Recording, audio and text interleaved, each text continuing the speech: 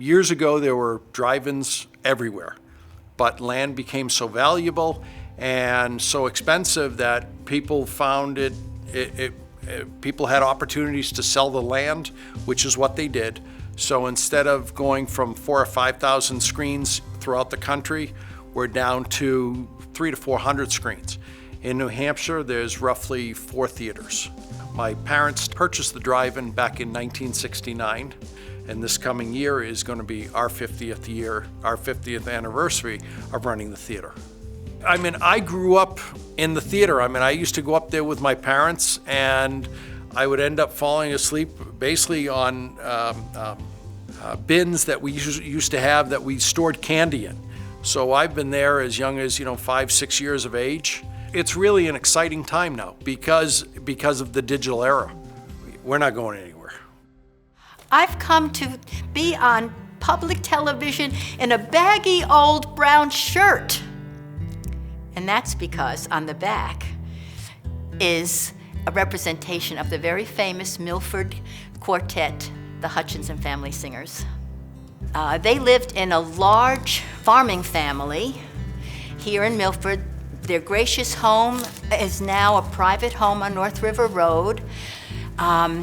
They were farmers and singers. The whole family was very talented, and so they were always singing as they were working. My name is Amy Conley.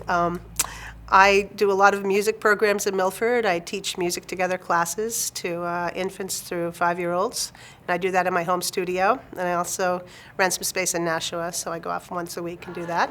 But I teach other classes in my studio as well. I teach ukulele classes to adults and teens, and we have beginner classes, advanced beginner classes, intermediate classes, and then there's the performing class that has been coming for 4 years. So they're, definitely, ready to perform. They've been taking classes for 4 years, and we've been singing together for 4 years, and so we, work out a lot of harmonies. Happy trails to you until we meet again. Something like that. One particular marble stone that's pretty famous for Milford, and it kind of puts us on the map, is the stone of Carrie Cutter. Carrie Cutter is the wife of Calvin Cutter. If you read Carrie Cutter's gravestone, right after Caroline H. Cutter, it says, murdered by the Baptist ministry of the Baptist Church. He had ordered a gravestone for his wife. She's still quite alive, Caroline.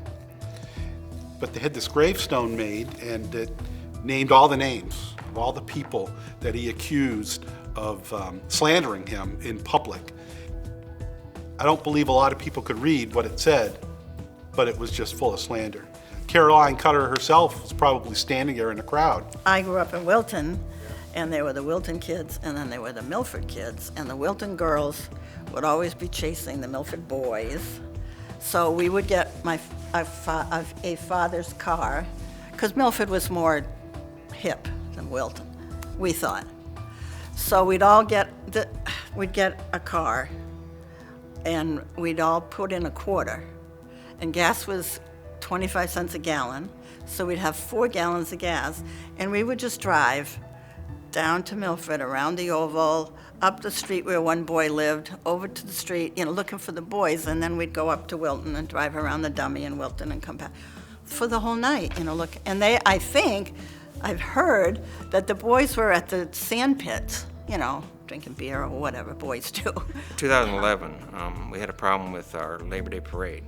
The town it was done by the VFW primarily.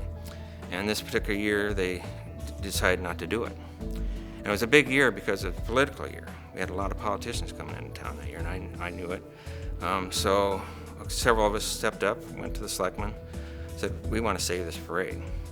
So we got a group together, and we saved it. So ever since then, we've had a parade, and this past year was one of the bigger parades we've had. It's still viable, and it's the largest parade in New Hampshire on Labor Day. So it's really a thing to keep up. I'm Sandy LaFleur. I first learned about contra dancing from an ad in the newspaper in the Milford Cabinet. Had no idea what it was. So I decided I better come and find out. And that was probably about 1995. Milford Town Hall, I walked in, the place was full of music, people were dancing, people were smiling. I had no idea what to do. And someone asked me to dance, and so I said yes, and got on the dance floor and listened to the caller and had a really, really wonderful time. Everyone was so friendly, and at some point someone asked if I played an instrument, which I do, play guitar, and I was invited to come and play with the band, which I did at a later date. And it was just a lot of fun, yeah.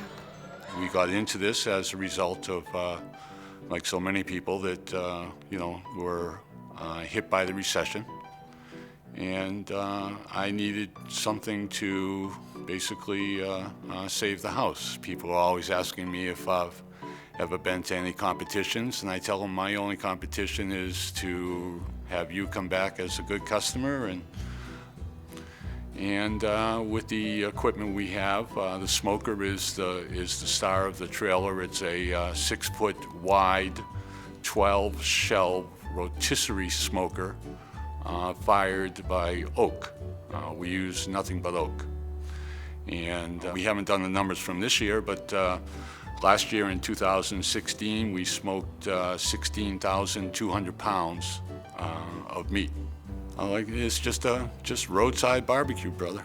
That's all it is. It's just good stuff. My younger brother, worked for the Milford Police Department also, and he became quite ill, and to the point where, a benefit was considered to be the best option at the time. Not too many tickets had been sold, so we were concerned that there wasn't going to be a big crowd. And just before showtime, everybody started pouring into the parking lot. And I'm looking out, and all I can see is a sea of headlights, and I'm looking down onto the road onto Route 13 as traffic just backed up. It was just, to me, it was like the distillation of the essence of community, that sense of community. So when reflecting back on Milford, I will always think of that time when everyone came together, people that I didn't know, crushed my palm with silver and donated to my brother's cause. My name's Robin LaCroix. I am the Director of Theater Arts for the Amato Center and the Boys and Girls Club. I'm Nancy Amato. I'm on the board of the Boys and Girls Club of Souhegan Valley. Of over 4,000 clubs in the nation, we're only one of a handful that actually has a full-scale theater company. We do 9 to 11 productions a year with our kids. And just getting them on the stage, building confidence and all of that is how we use the theater arts programming to help these kids learn a whole different skill. And now to see the theater seats full of parents and grandparents and friends and family and the kids just having such a good time.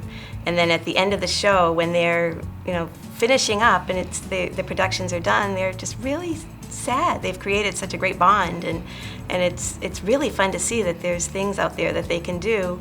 I would encourage anybody to just give one of our shows a shot. I know it's youth theater and people get a little bit, I don't know, but it is amazing. The quality is really amazing. We've had some very interesting incidents. We had a big barn fire out on North River Road, which I happened to be on an engine that was just me and another fella. We get to the fire, they tell us to what they call reverse lay, meaning we're going to lay from the fire back to a watering hole. We went to this brook, and the other fella that was driving the engine, he said, you get the strainers and things prepared in the hard sections and I'll cut the hole. I hear chomp, chomp, chomp, chomp, chomp, chomp, and then I hear, help! I look over, he had been so excited that he'd actually taken and chiseled around himself and fell through the hole. To this day, it's been one of the stories of the firehouse that never has been forgotten. So yes, we hauled him out, and yes, we got the strainer in, we got the fire out. So one day my husband was going to the dump and happened to drive by the Conant house. And he was like, oh, I wonder if we could have our business there and live there. And he loved old houses. So eventually he convinced me to come and see it. So I live in the Conant house, which was built in 1782. So it's one of the original houses in town. So I went back and researched and couldn't find any of the original documents about when it was built, where it was built, the details. And it turned out that it was actually Dunstable, Massachusetts. So that's where friends of mine went and found the documents, because that whole section was Massachusetts in 1782. So it technically wasn't even built in Milford, and it wasn't even built in New Hampshire. Although it hasn't been moved, it's in the same place. It's the barriers and boundaries that have moved. My name's Randy Kohler, and this is my creation, Tiny, who's part of what used to be the Deadwood Drive haunted trail that we had in Amherst years ago. While this was going on, the first year I think we just did it kind of for the fun of it. And the second year I had read over the summertime that the Milford Share Food Pantry was short on food. So I said, you know what, let's charge these kids 3 cans of food or $2 at the gate, and let's donate all of that to the Share Food Pantry. So at the end of the first run, I think we had 3 55-gallon drums filled with canned goods. And then after that, it jumped up to about 5, and that seemed to be what our average was. So we did this for about 9 years, I believe. I have a great time making these things. This is my passion, but at the same time, if I can kind of give back to the community, that's even better. So that's kind of where I'm at with this thing. My name's Carol Whittier, and I own Carol's Cake Creations, which is here in Milford. It's an online direct delivery gourmet cake and cupcake business. When I was younger, my mom didn't want to make cakes for all my sisters because all their birthdays were all together in 1 month. And so I offered to make a cake for each of them if she agreed to have separate parties, and so she agreed, and that's kind of the seed of my business, so to speak. People ask me specifically to make very specific designs, and I can do that. So if you have a picture that your child made and you want that as a cake, I can do it. For the first probably 5 or 6 years, I would have people go by and stop. And if I was outside, I would say, "Oh, can I help you?" And they said, "I went to school here." And of course, I would invite them in, show them the pictures that I had and the changes. It was kind of fun. It closed in 1924, and the students went downtown to the big school. I think all the rural schools closed and went downtown. And it stood vacant until 1931 when they auctioned it off, and that's when Danny's family bought it and paid $655 for it at auction. I was born in 1930 in New York, in Brooklyn, New York, and I started school there in 1936, and I hated it, and I rebelled against the teacher. I went home for lunch one day and locked myself in the bathroom so my father couldn't get me back to school. And I don't know how long I went to school there, just a few weeks, I think, and then we moved to Milford. And I got to Milford, and school was like a whole different world. I wound up in Miss Petty's first grade. She was a matronly old woman. I thought was old. She was older than my grandparents at the time. She was probably about 60. And I just loved the school then, and I don't think I did anything like I did to the teachers in New York. Paul Joyce. I teach culinary arts at Milford High School, and we have a program that revolves around the operation of a restaurant called Windows on West Street. It's a 56-seat restaurant that actually is student-run and serves to the general public. They pay with real dollars. They have real expectations. The menu will change week to week, so the kids will learn different items all during the course of the year. Maybe 10 or 12 different menus that rotate through, so they get to learn them all. And then the desserts, we have 5 desserts. Oh, the desserts are to die for. Life is short, eat dessert first. You probably heard that. I can eat it first, second, and third, actually. Our desserts are amazing. Monson is considered one of the most archaeologically significant sites in the state of New Hampshire. It was originally settled in 1737, and it was abandoned in the 1770s. I think it was because of hardship, just living conditions. They were kind of way out in the middle of nowhere now, or conflicts with the Indians, or they're not really quite sure why. But this land sat undisturbed for more than 220 years, which is what makes it so significant. And fortunately, Russ Dickerman and his wife Jerry, who abut the place, approached the Forest Society, and they said, can we do something to protect this land? It's really a treasure where you can go out and experience all these different things. You have your open field, there's a path through there, you have your forest right there, you have the beaver pond, and you have these historic cellar holes with signage. It's really a great mixture, and it's an easy walk. My name's Michael Conley.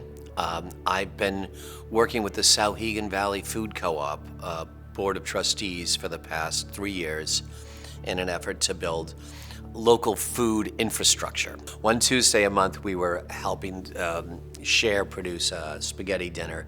And it was after one of those that we're talking about, oh, we should have a community garden, blah, blah, blah. Christine Jansen at the Cher says, well, we have a faucet outside, and that land over there is pretty level. And now we have about 30 plots. And that's Dave Momini is the guy who really made that happen. So there's just a tremendous number of people in this community who have goodwill and really want to build community. And so that's one of the reasons why we're really glad to be here. My name's Audrey Fraser, and I moved to Milford because it's a great town to bring kids up in. And I am on the Conservation Commission. I've been on the commission since 2001. And the reason I serve on the commission is because the environment is my passion, and I feel everyone has kind of a requirement or a social responsibility to give back. The commission started in the 60s. It's one of the first commissions, I believe, in New Hampshire. And it's somewhat unique because we do have a part-time staff person, and we work very closely with the other departments in town, planning, zoning, the selectmen, on all the projects that are happening. My name is Stephen Trombley. I'm son of Stanley Trombley, who was son of Actus Trombley. He worked at local quarries on North River Road, as well as had a farm which ended up being owned by my son eventually, which was the Abner Hutchison family farm. In the house I found a day book that was signed by Susan B. Anthony, and I believe that from some stories that I've heard that there was a lot of influence from her and her connection with abolition. I had a friend of mine that put on a production here for a Susan B. Anthony night. So I brought the book in and showed it to this Susan B. Anthony impersonator who dresses just like Susan B. Anthony. She did put on a nice presentation. She looked at the book and I thought she was going to pass out. She says, I can guarantee you as well as I'm standing here that is absolutely her signature.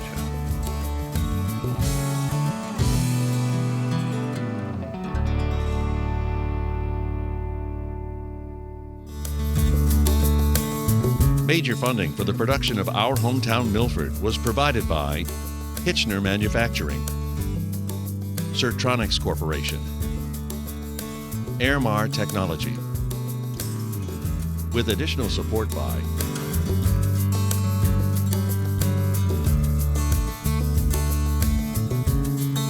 and by viewers like you. Thank you.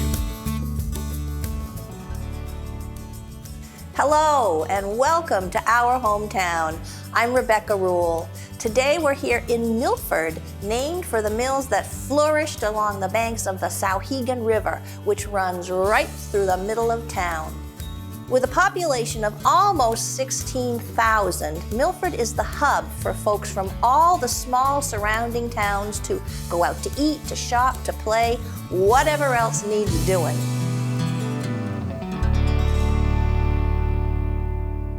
It turns out this town has a rich and surprising history. Before the Civil War, it provided safe haven for travelers on the Underground Railroad and was home to Harriet Wilson, author of the first novel published in this country by an African American woman.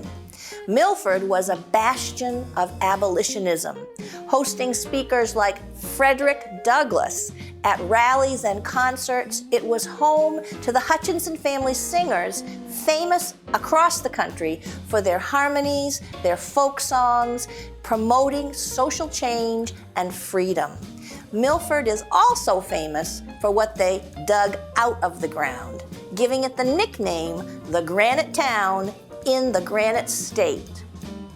Speaking of history, does the name Paul Revere ring a bell? My name is Henry Anthony. I'm with Old Time's Sake. We've been servicing that clock up there since 1969, and we've been taking care of it royally. Myself, now I got 3 generations doing it. Myself, my son, my 2 grandsons. The clock was put up there when they built the town hall in 1875. The bell was moved over from the Eagle Hall, which is right down the street here, which was the temporary town hall. And when they built this building, they moved that bell. It was made by Paul Revere in 1802. It's one of the few remaining Paul Revere bells that is not cracked or destroyed. So it's quite a unique piece. And it bangs away at the hour, every hour, and it does a very good job. The clock is so well built that here it is 125, 35 years later, and it's still just as good as new. Eventually, they will have to replace a bearing or 2, but things like that can be replaced. And a local machinist can remanufacture a bronze bearing and bushing. So yeah, it's a well-made clock. And it ticks, it's wound up, it's not electrified, which is the ruination of most tower clocks. Because when they become electrified, they're forgotten. Nobody goes up and checks on them, nobody oils them, and they're left to their own device, and then they fail. This one doesn't fail. In that room that the clock is sitting in, it's all encased in glass panels. On the wall, every man who's ever wound that clock and took care of it signed his name on the wall. And the years, you see them, 1879, 1884, 1901. I mean, you just look at it, you scratch your head, you say, it's history. Literally up there in the attic is a box, a big box, a 4x4x4, and it's full of rocks, just field stones. Now, if you look at the box, it says E. Howard and Company. That's the box the clock came in. And it is the weight that runs the clock. It's just a bunch of field stones in a wooden box in the attic. And they wind that thing up twice a week, I believe. And if the clock is running a little like ice or something in a storm, they'll throw a few more rocks in the box just to add more weight. There's a whole pile of them sitting on the floor. Oh, this clock tower means everything to me. Like I say, you develop a paternal feeling towards something like that. You've maintained it for so long, it's yours. Like the custodians here, they said, we got a problem with your clock. One little note of interest, the Paul Revere bell. It can be rung manually, and it has tolled the death of every president except George Washington and Ronald Reagan. They forgot Ronald Reagan to do it, but it told the death of every president since George Washington, other than George Washington and Reagan. So it's been up there a long time. Henry's clock tower overlooks the town square, which is called the Milford Oval, but is actually a triangle. That's a lot of geometry. Anyway, 3 generations of Anthonys guarantee that the Paul Revere bell will toll for many years to come. Polly Cody's family has lived in town for generations. In this next story, we learn the history of some very special stones and how her uncle was there to document it. Do you know what the $10 bill has to do with Milford, New Hampshire? You will. In 1907, the Treasury Building in Washington, D.C., The 30 pillars out in the front were made of sandstone, and they started crumbling. And a lot of the sandstone started falling down onto the sidewalk. So they knew something had to be done. And one of the senators from Massachusetts knew that there was granite in Milford that just about matched the color of the columns on the Treasury building. So in the spring of 1908, they came to Milford to Lovejoy Quarry, and they quarried 30 columns. Of course, they were absolutely enormous, probably 30 feet long, and sent them by train down to Massachusetts, where they were formed into columns. And when they were done, they were transported by train down to Washington, D.C. And they actually were hoping to get everything done before the next president was installed. So they came to the 30th column, which had an 11-foot dry seam crack in it. And so the builder rejected the column. So in December, I think around the 17th of December, they came back to Lovejoy Quarry, and Mr. Lovejoy and a Mr. Carlton called on Charles Langdell, who was a noted photographer in Milford, to come and take pictures. So he went up there and he took 3 pictures of them quarrying this 31st column.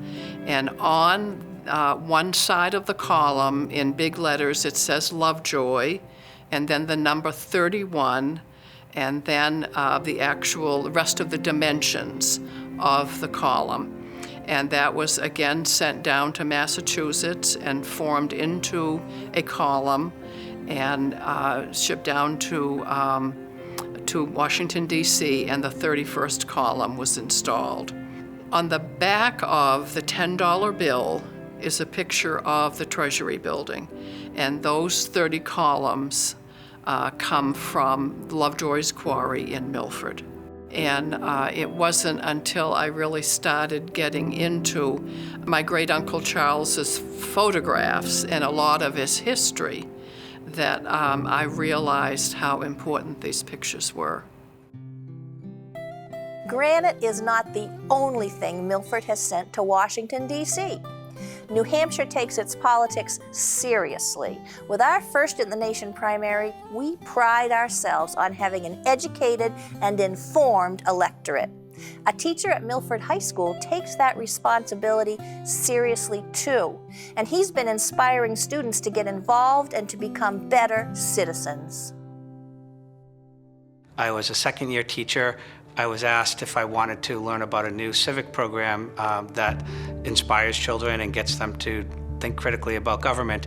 I took the opportunity to go out to Indiana University, where I got my training, and I brought it back to Milford High School, and it has absolutely changed the climate, I believe, of civic education at Milford High School. The administration then said, why don't you create a program, standalone program, called Constitutional Law or We the People, and it's gone under the name of both of those, actually. Anybody could take the class that had any interest in civic education, and it's been remarkable. We've been really lucky in going to state competitions and winning quite a few times. And plus, we have a number of students that have gone on since our first years that are doing remarkable things in government. Every time we go down to Washington, D.C., it's literally like a family reunion of We the People kids. And so the new kids get to see these kids who are only 5, 6, 7 years older than them working in real jobs, working on Capitol Hill, working at the FCC, and you know, you look at them and say, guys, you're 17, 18, and they're 24, 25. This is where you could be in 7 years if you chose to be. The program really gets kids to think critically. It's discussion-based, but it's also extremely content-based. I had a girl who graduated from Milford High, taken We the People, went off to UNH, and when she went to go sign up for her classes, she didn't know any better, and she saw American politics, so she said, that looks cool, I just took We the People, and this looks fun. Well, come to find out, it was a 300-level junior course, and so she walked in her first day, and she goes, I signed up for the class, and But now that I've been here for a few days, I get that the 300 level is a junior level, and I might not, I'm only a freshman. And the teacher said, well, why don't you just sit in for the class and see how it goes? And he started talking about checks and balances and such, and he's like, so how do we, what did the framers think about checks and balances, or how were we going to, balance government and so on?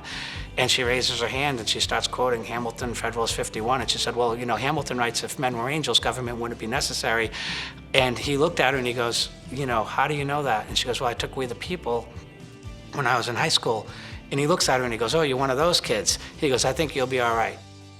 The luxury of being first in the nation and having a number of candidates come in and cross the path of Milford, as a town, has been remarkable. So we've had the fortunate ability to coordinate a number of opportunities for these kids to meet every candidate and their brother, literally.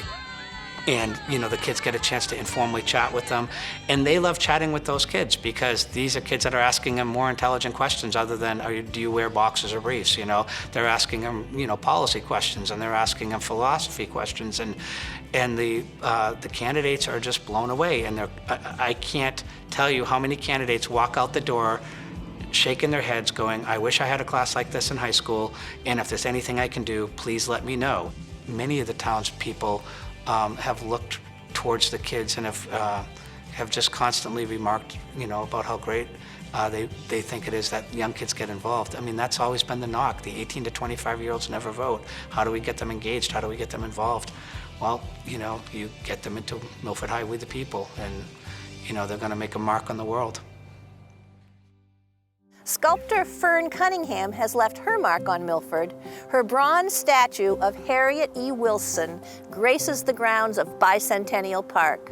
Jerry Ann Bogus led the effort to create a fitting memorial for the author of the groundbreaking book, Our Nig, or Sketches from the Life of a Free Black, based on Wilson's life as an orphan, indentured servant, and eventually as a free black woman.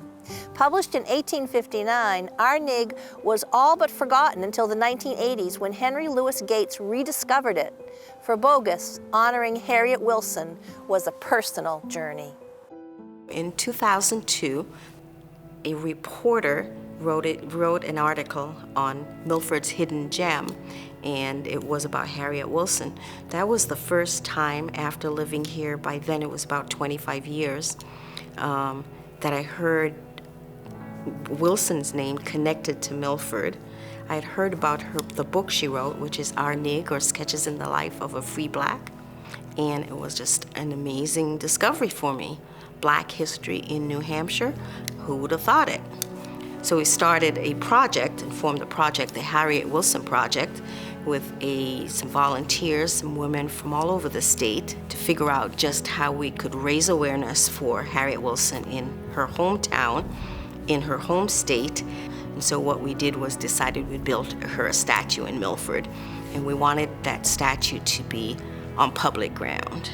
For every part of the project, we knew and we wanted to involve the whole town, right? So we worked with the town hall, the folks at the town hall.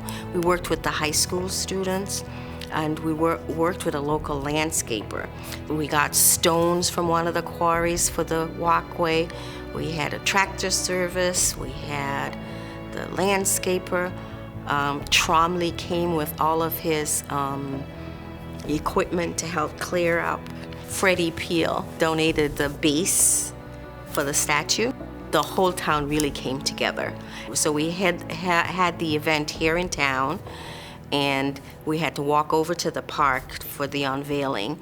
And we walked over with the school band leading the way, 600 people marching behind them with balloons and the whole fanfare.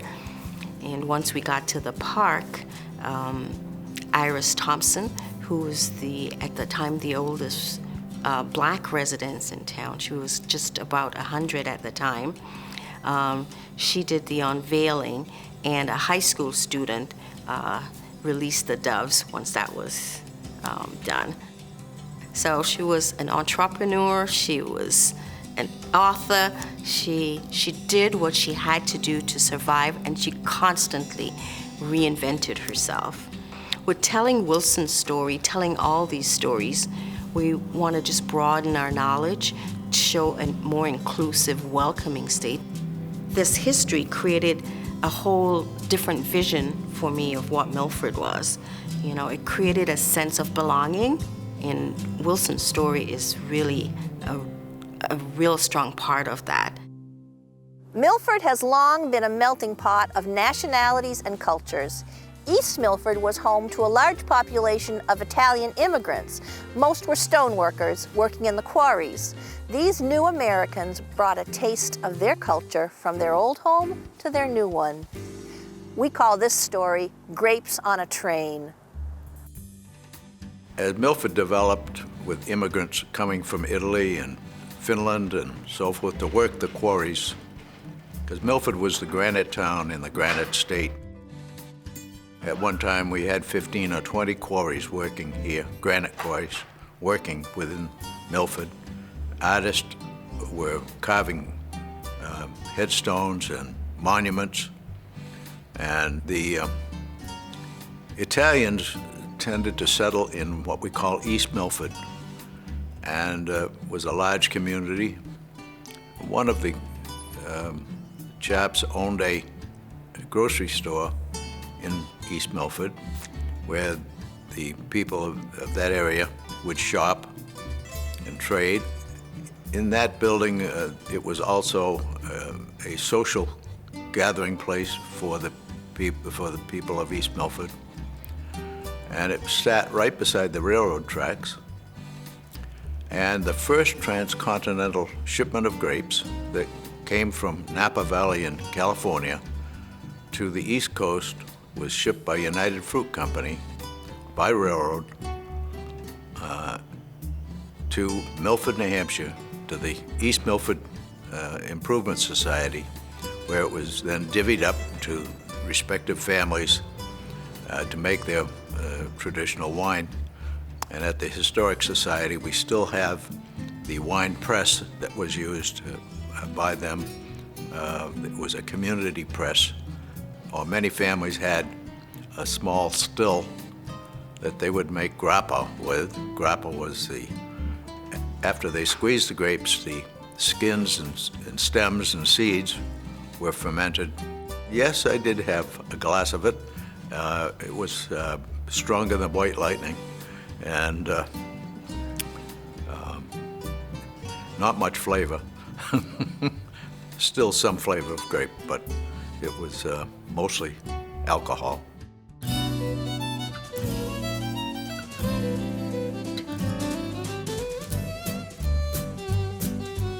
Pumpkin painting, come on over, paint a pumpkin.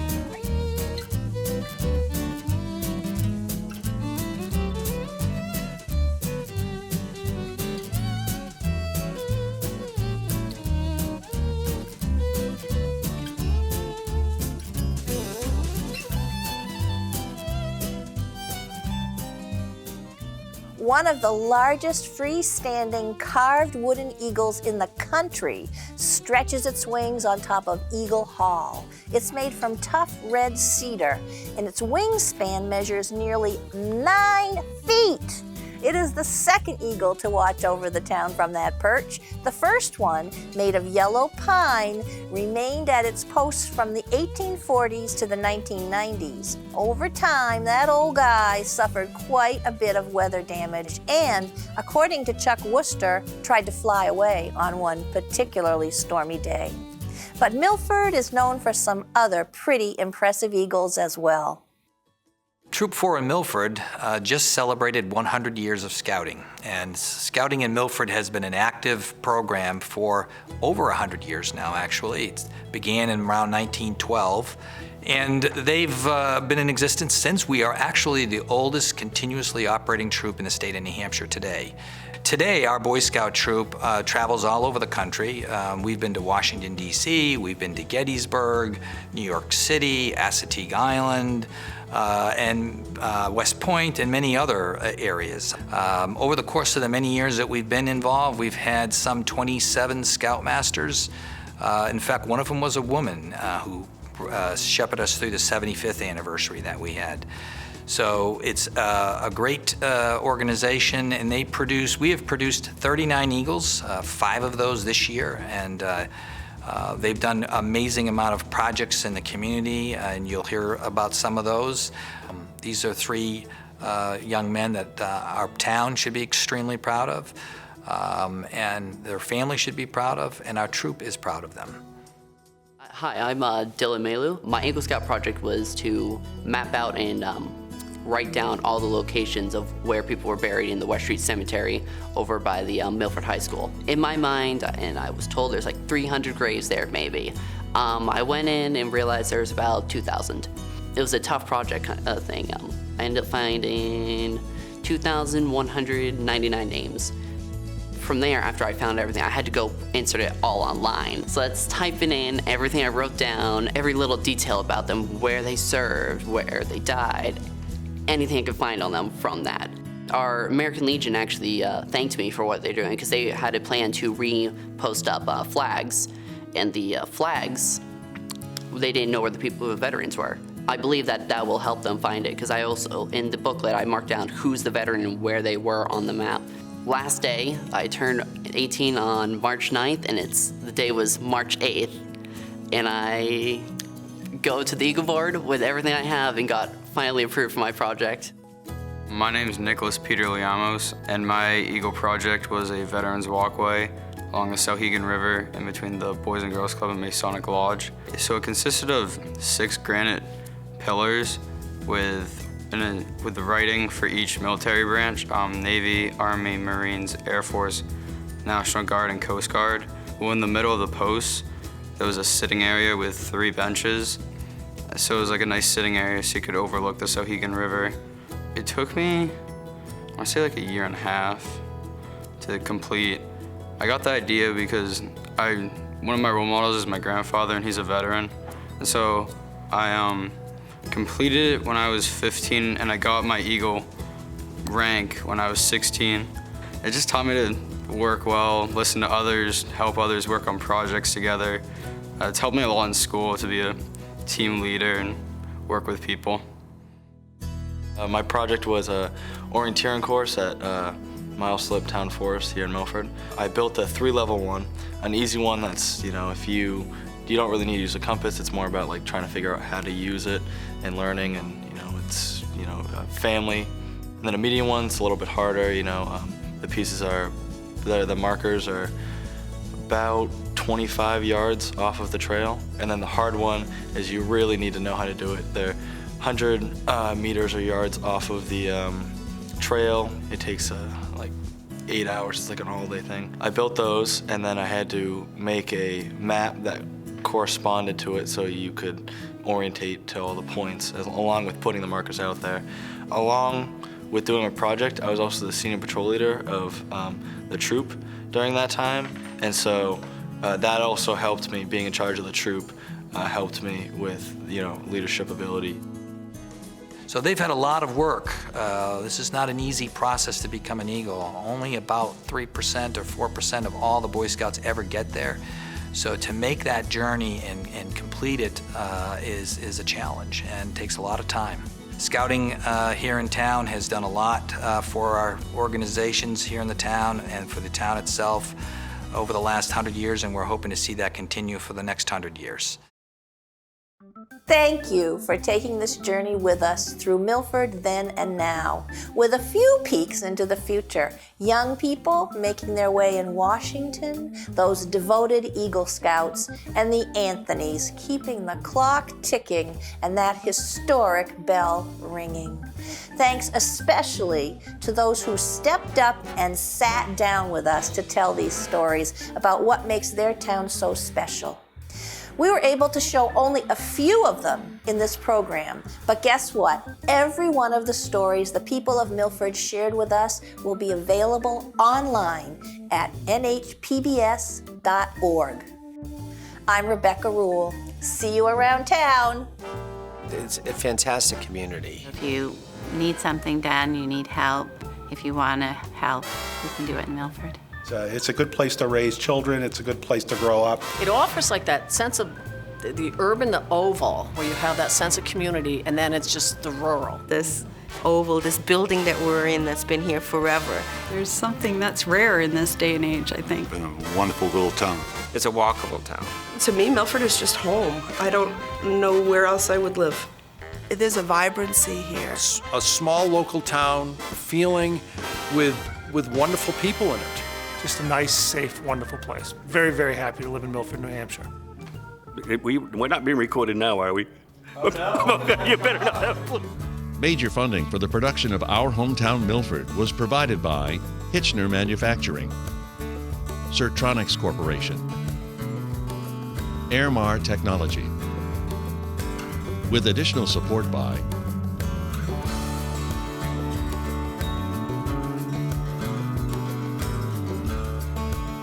and by viewers like you. Thank you.